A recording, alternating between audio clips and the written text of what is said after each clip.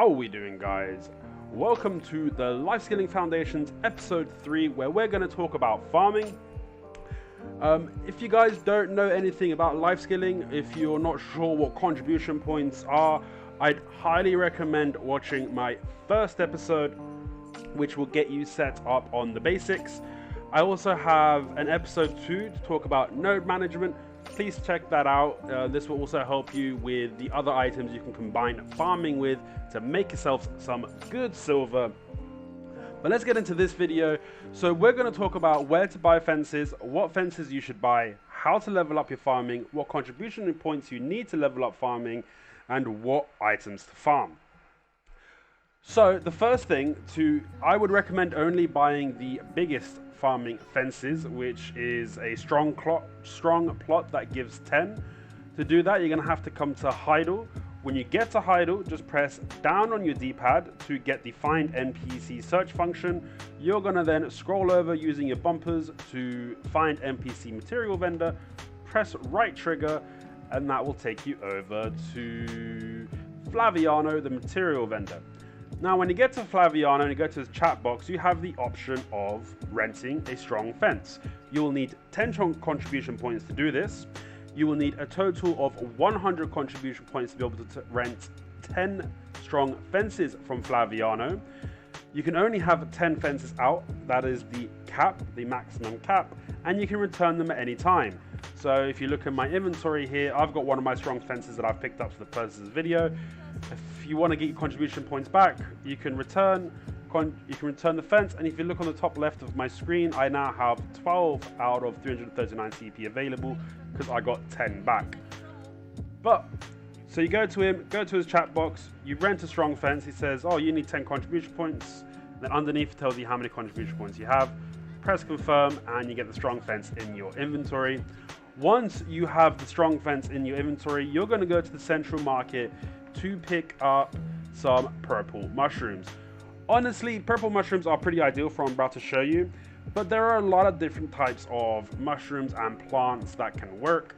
You can even start on strawberries. It won't be as effective as purple mushrooms for power leveling your farming, but it is still going to be pretty effective because all we're going to be doing is pruning and breeding, which is pretty important to pick up these higher level seeds if they're not available to buy straight from the market. But I would recommend buying some purple mushrooms special from the market. So let's see if there's any currently available. So if you go up here, just type in purple. And you can see right now there's 451. There's not that many listed. These will probably sell pretty quickly. There was about 3,000 the other day. So I would definitely try and pick these up sooner rather than later. Once you've got these, we're going to go just south of Heidel, where I've already planted one for the purposes of the video. But anywhere in this patch of land here is fantastic for farming, so I'll see you there in just a minute. Welcome back. So now we are at the location I showed you. I actually got this information from Blade Buquest. He did a fantastic farming video about a year ago.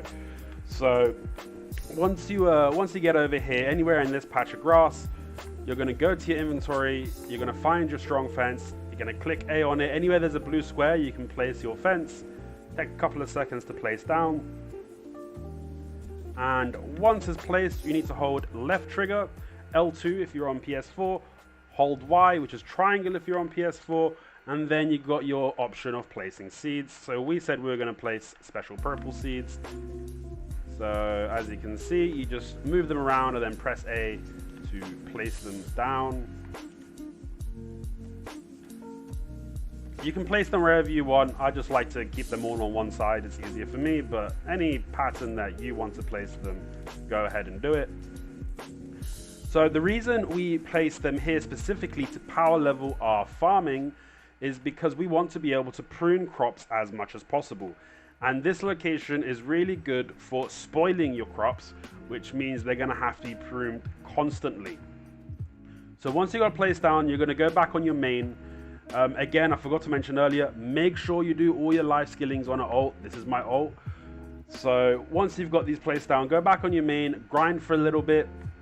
And after a while, if you look at your map, you'll see this notification here that it's gone red. You can see already that one of my plants have been damaged.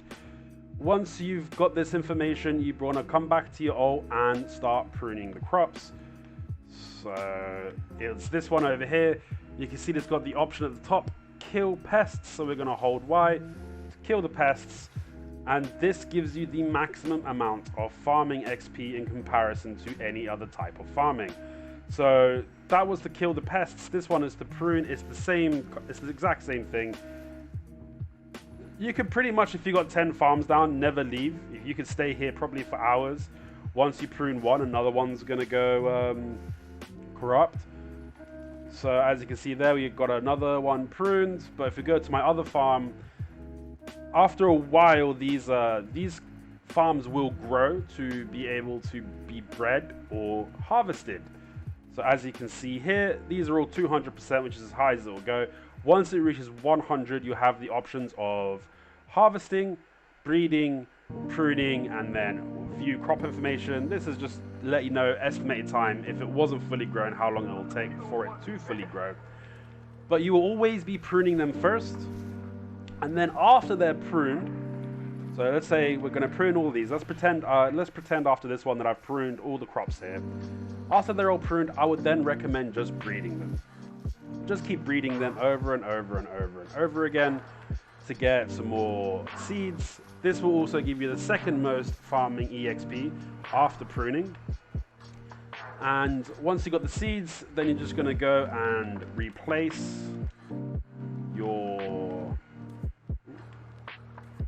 them back on the ground and start the process all over again. You will be doing this until you reach artisan farming.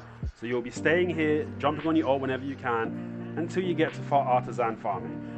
If you want to power level even faster, if you want more EXP per craft, go to your central market and buy some teas. So you're going to want to pick up the health suit tea. Now these do come on the market very regularly. You can see 46,000 of them have been sold, almost 47,000.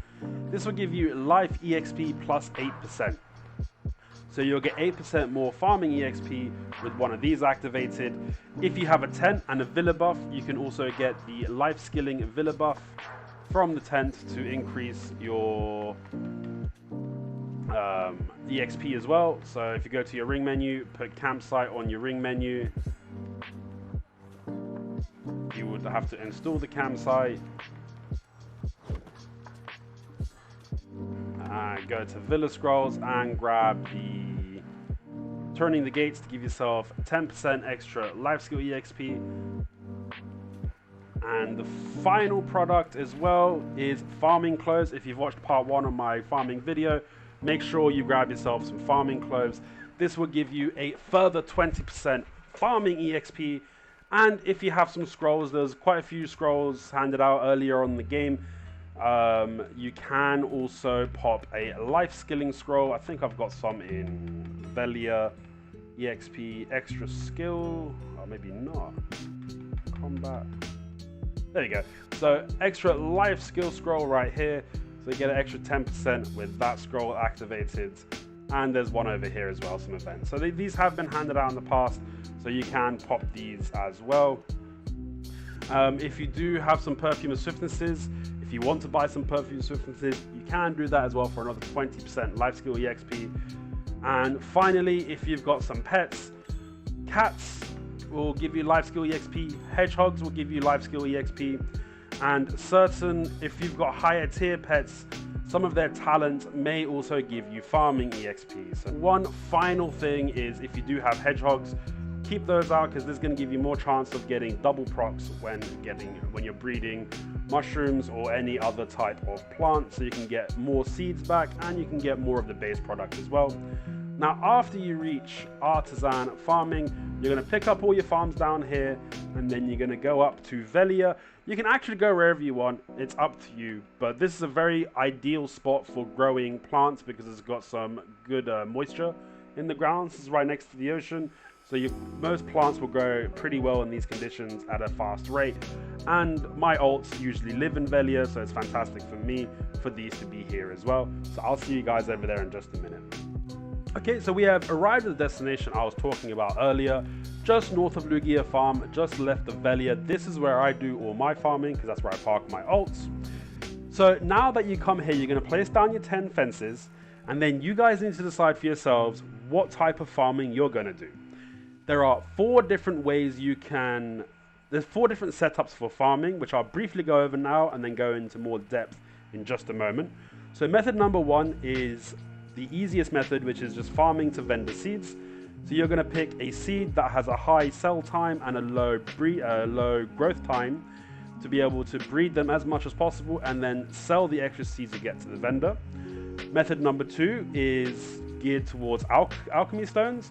If you want to upgrade your own alchemy stones, you're going to be doing what I'm doing, which is growing your own strawberries and then breeding them and harvesting them to replace the strawberries and get the actual item from it to be able to upgrade your stones. Method number 3 is geared towards alchemy.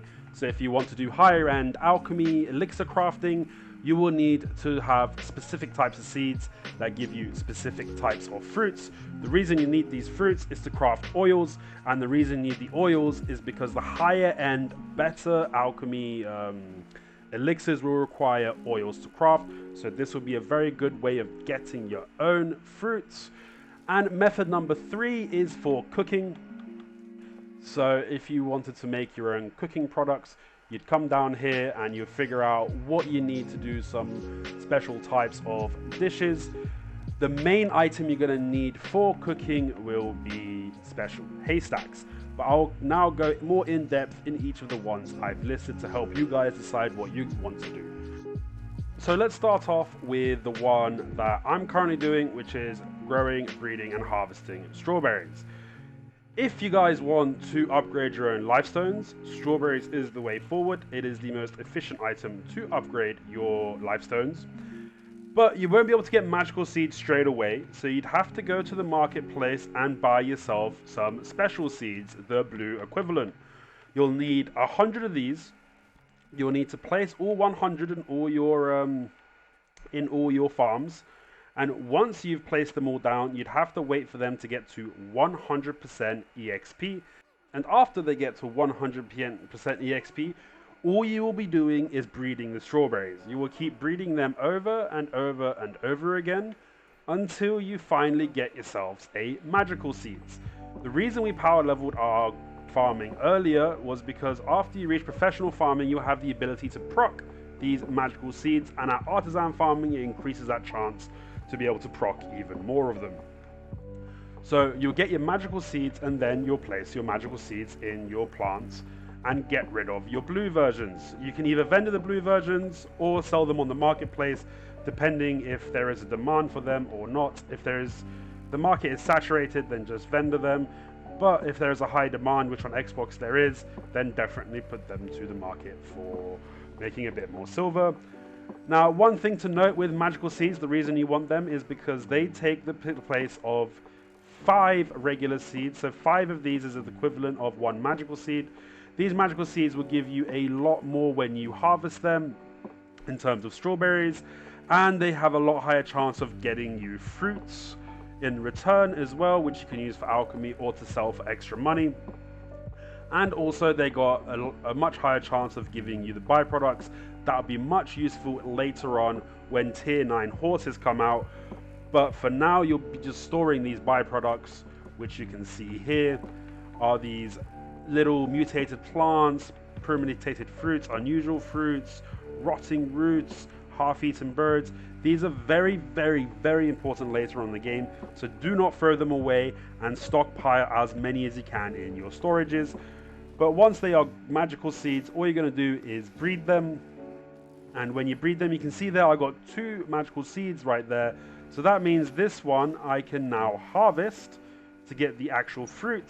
I got 74 strawberries, and then I will replant the 2 that I got earlier. Now, if you only to get 1 breed from this one, you only give you 1 seed in return, then you'd have to also breed this one to get another seed. Make sure you've got enough seeds to replace what you've used, and then when you've got extra seeds, that's when you go to harvesting. The second method, which is the easiest method for you guys to get into, is for pure silver grinding, is to vendor seeds. So to vendor seeds, what this means is you want to pick a seed, like I said earlier, that has high growth time and high sell value. You can see sunflowers here. have 333,000 sale value, which is really good, and they also grow very quickly. So you'd want to pick up, again, 100 of the blue version, the special version of the sunflower seed from the market. Once you've got that, you'll place them, and same as before with the strawberry ones, you'll keep breeding them until you get a magical sunflower seed. Then you will place all these magical sunflower seeds in your farms, and all you're going to do is breed. You're never going to harvest these sunflower seeds. You will always be breeding. So you'll keep breeding and breeding and breeding. It doesn't matter how many procs you get, you'll just keep breeding them. And obviously you'll replace them as well when you're done. So let's just pretend these are the sunflowers. So you'll grab your sunflower seeds and you will put them back down. But when you're finished, you're going to have some excess in your inventory. These excess ones you just take to a vendor and you sell with no tax, and you'll get 4 to 8 million per harvest, again depending on the RNG. The third method is for farming for specific fruits. It is very similar to what I just showed you with the sunflowers. However, this time, instead of sunflowers, you need to find out what type of fruit that you want to harvest. So one type of fruit that I really wanted in the past was crimson fruit. Pumpkin seeds are the best ones to get to have crimson fruit procs, but they're not the best ones for vendoring. As you can see, they're about 100k less, well 80k less than what the sunflower seeds are worth. So you won't get as much money for vendoring them, but it is the same concept that all you're going to be doing is breeding. So you'll be breeding them over and over and over again and replanting them. You will then sell your excess seeds to the vendor to get some extra money, and then hold on to the fruits that you want to have for higher end alchemy. And I'll now show you all the different types of fruits and different seeds that gives you the fruits on the Windows bar. So as you can see here, all the different types of fruits are listed, and next to them is the type of seeds that you're going to want to use to be able to get as many of those fruits as possible. So for Crimson Flame, you've got a choice of hot peppers, regular peppers, olives, pumpkins, and garlics. I found that pumpkins seem to be the fastest growing one out of all four, so I used pumpkins. For Fruit of Abundance, you can use strawberry, garlic, onion, or sunflower. For Fruit of Nature, barley, sweet potatoes, regular potatoes, acacia, dalvinia, alria, fig, and there is a lot more. I'm not going to name all of these because some of them are a bit harder, but your purple mushrooms, starinasia, tefts, carrots, these all gives you Fruit of Nature. Fruit of Sun, wheat, tomato, paprika, and corn. Fruit of Magical Power, you can use the Fortune Teller mushrooms, hump mushrooms, tiger mushrooms, and emperor mushrooms. Fruit of Enchantment, Fireflake Flower, Silk Honey Grass, Silver Azalea, Sunrise Herbs, Dry Main Grass. Fruit of Perfection would be Bluffer Mushrooms, Cloud Mushrooms, Fog Mushrooms, Arrow Mushrooms. And Fruit of Destruction, you would do Ancient Mushrooms, Ghost Mushrooms, Dwarf Mushrooms, Sky Mushrooms, and Amantia Mushrooms. So those are all the different types of fruits that you can get from different types of seeds, and you'll be breeding them over and over again to get an abundance of these different fruits. I'll see you guys back on the console screen. Right, and one final thing that I need to mention for alchemy, you will want to stockpile some mushrooms as well. So 1 or 2 of your farms, set them aside and grow yourself some hump mushrooms, some fog mushrooms, ghost mushrooms, cloud mushrooms, dwarf mushrooms, arrow mushrooms, and amantia mushrooms. All these mushrooms that I've got listed here, just get 1 or 2,000 of each. It should be more than enough. You only need 1 per crafting ingredient for any type of alchemy. So you can definitely get a lot of crafts for all the elixirs that you want. So just make sure, like I said, have 1 or 2 crop plots set aside just for growing and harvesting these mushrooms for your higher end alchemy. If there is a specific type of mushroom that you're going to want more of, then make sure just to stockpile more of that mushroom for alchemy purposes. For me, I use a lot of ghost mushrooms, so I used to have 3,000 to 4,000 of them, but I've used a couple. I've used quite a lot of them at the minute, so maybe I'd have to restock up on ghost mushrooms.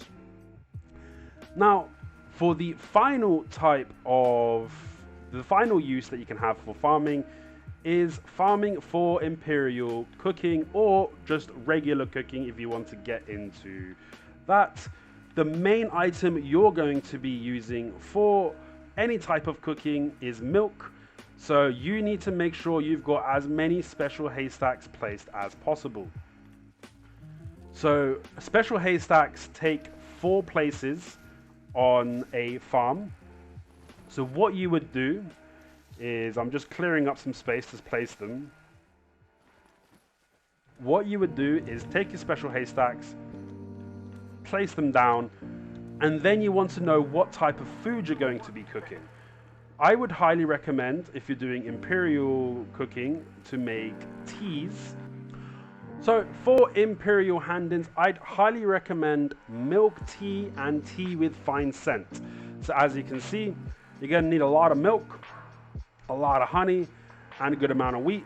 So if you go to my node empire, we showed you some nodes where you can get some honey and potatoes from.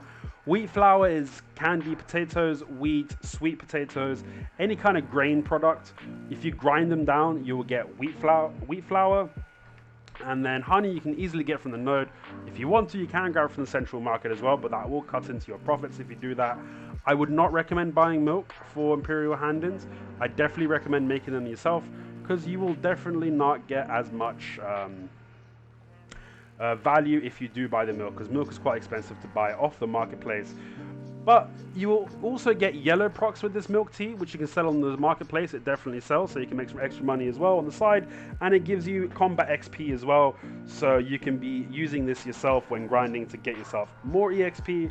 So to craft the milk tea, you also need to make some tea with fine scents to be able to get to that stage, which you can also use for Imperial Handings. It's another great way for topping up your Imperial Handings. But you see here it says you need apples and roses. So apples is basically any kind of fruits. I'd recommend just some strawberries, but you can do grapes, apples, cherries, pears, bananas, and pineapple seeds as well if you like. And plants is just sunflowers, roses, and tulips. So this one over here, so I'd recommend having sunflower seeds with this one. So what you would do is you'd place these 2 haystacks down, and then you'd get some strawberries and place it on one side, and you will get some sunflower seeds, and you'll get the sunflower seeds to place on the other side. This way you're getting all the materials that you need to make your own tea with fine scent and milk tea for your Imperial Handings to maximize your money. If you find out that you need more of these sunflowers, you don't have enough, you need more fruits, you don't have enough, what you can do is pick a couple of farms just for making yourself a batch of sunflowers and just for making yourself a batch of fruits. Once you've got a good stockpile of them, then you would go back and replace them with your special haystacks. It's important to note there's plenty of other types of foods you can do for Imperial Handings, and plenty of other types of foods that you can make for cooking purposes, whether it is for yourself or to sell them on the central market. You can see Valencia meals, they sell for 100k a pop. You can have a look, Silvia's meals sell for 100k a pop. So you can also cook to sell in the central market, but you will have competition because of the prices. There's definitely a few people that are crafting these items, so you'd have to do some planning before you decide what type of meal you can make. I've just given you an example of one easy type of meal that you can do for Imperial Handings and cookings, but I will do a cooking video in the future to go more in depth of what kind of meals you guys can make to make yourself some silver. And guys, finally, I'd recommend using your workers to prune your crops for you, so you don't have to do that and your crops can grow as fast as possible. So you'd have to come to your ring menu and then add My Gardens to your ring menu. Once you do that and you click here, you can see that you can get your garden information, worker list, navigate, or just close it with B. So what you're going to do is go to your worker list. So if I click on this one here, and you want to try and find your giants to be able to look after your crops for you, because giants are the best for pruning crops. Doesn't matter where they are, you don't need nodes connected anywhere. You can grab workers from any one of your cities or towns. So that's really helpful. Any giants that you have, wherever they may be, you can tell them to start working on your farms for you. And then when you do, you get that little icon on the right, the pickaxe icon, and that lets you know that you have a worker that is working on those farms for you. Guys, that is the farming guide. This is what I would recommend for you guys for your farming setups. If there's any other recommendations you guys have, please leave them in the comments down below. I hope this helped you guys, and I hope to see you guys in the next video.